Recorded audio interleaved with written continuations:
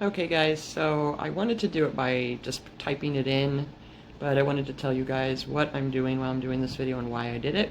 I read a lot of reviews that this clay is impossible to condition and it crumbles, which is true. You can see as I'm kind of working it when I first start, it crumbles everywhere. It's really infuriating if you're used to Sculpey. Sculpey products are soft, and if you use Michael's clay or any of the store brand clays, they're sticky and soft right out of the package. So I could shorten this by quite a bit by doing a clay conditioner, a liquid clay, or running it through my clay machine, which I do for certain things. But I'm just trying to show that if you just take some time, and I'm not even rolling it very hard right now, keep flipping it, when you condition clay, you want it to not crack anymore around the edges. And this clay fights you for the first about 3-4 minutes. So you have to keep flipping it and keep doing stuff, but it is so worth it. The difference for me, when I first got it, I realized that Sculpey kind of feels like a silicone, or it feels kind of velvety after it's baked.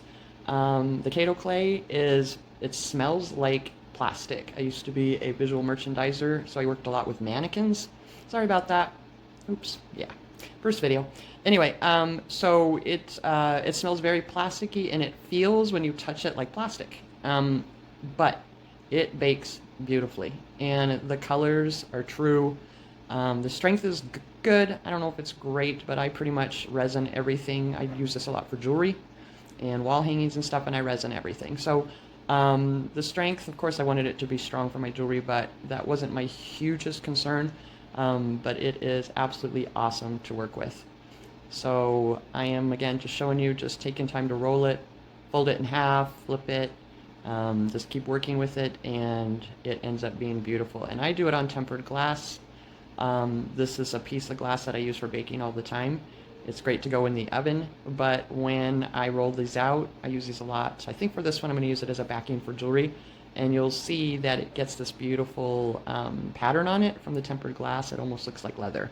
So it's a great clay. So that's why I made the video, and in a couple minutes I'll tell you guys a little bit more.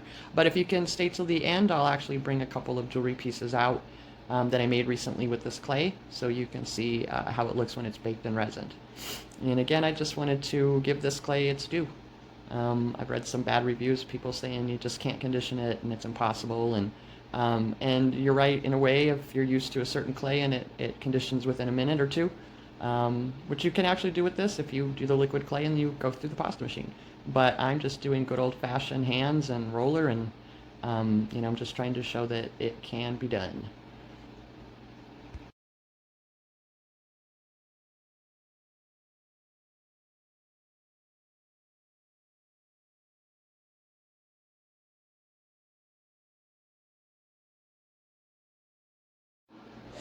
Okay, so I'm at about, what, 5 minutes? And as you can see, the clay still kind of fights you a little bit. It still has a couple little crumbly pieces that I still deal with. But it's funny, it's like it has its last surrendering, like, oh boy, okay, I guess I'm not getting out of this, and you're going to condition the heck out of me. So it finally does this thing at about the 4 or 5 minute mark where you're going, okay, it's softening. The edges are not cracking anymore, and it feels just incredible. So it comes out nice and flat. I'm trying to think if there was anything else I wanted to tell you guys. Oh, this clay is so much better about fingerprints also, if that's one of your biggest things. Also, I do a lot with glitters and stuff, and it seems like when glitters get on projects that they're not supposed to get on, which happens all the time, and it's this clay, it's so much easier to get the stray glitter off. Again, it's just a great clay. And I'm trying to think if there was anything else I wanted you guys to know about it. Again, I'll show you at the end of the video a couple pieces, but this is just the standard blue that came out of the primary package. Oh, the other nice thing about this, I don't know if it's sold through Amazon. I don't think it is, but obviously I get mine through Hobby Lobby. Unlike many crafters, I use all the coupons I can for Michael's, Joann's, and Hobby Lobby, and you can use the 40% off coupon, which you're allowed to use once a day at Hobby Lobby. Just have the app on your phone. You don't even have to be part of any rewards programs or anything. And her clay, I think I got a big translucent block. I think it was 10 or 12 ounces, was $9.99, and of course I could use a 40% off, so what's that, $6? And then this one with the 4 colors, so it's 4 ounces altogether, was $4.99. So $5 and use the 40% off, so $3. So I mean, it's great, and so it ends up being as inexpensive, if not cheaper, than Sculpey Primo. And I think Sculpey 3 maybe about the same price, but again, you can always use the coupon. And so right now, at the end, when I know that it's pretty conditioned, I just kind of take it, form it the way that I want. Use my fingers, look for cracks, look for air bubbles, and it looks like I'm pushing kind of hard, but I'm really not. It's just the weight of my hands, just kind of going over it, flattening it, moving it, and just checking the edges and making sure that it's conditioned. And right now, it's pretty darn good. So another nice thing I've noticed with these clays, you condition them, put them in a Ziploc baggie. There was a couple I didn't touch for weeks, pulled it out of the bag, it's still great.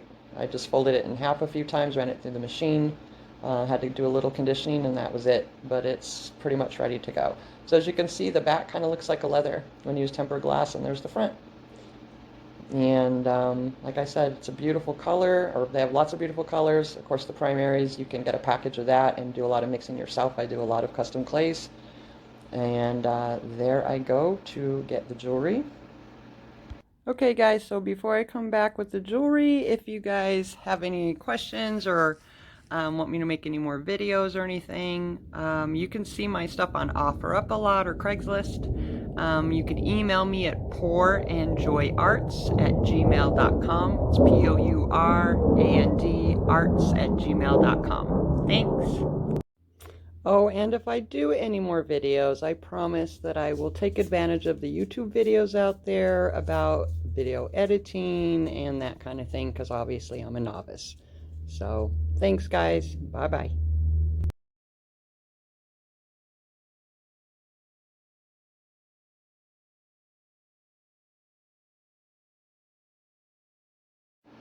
Okay, so here's a couple of necklaces I made recently with this clay. And again, I used UV resin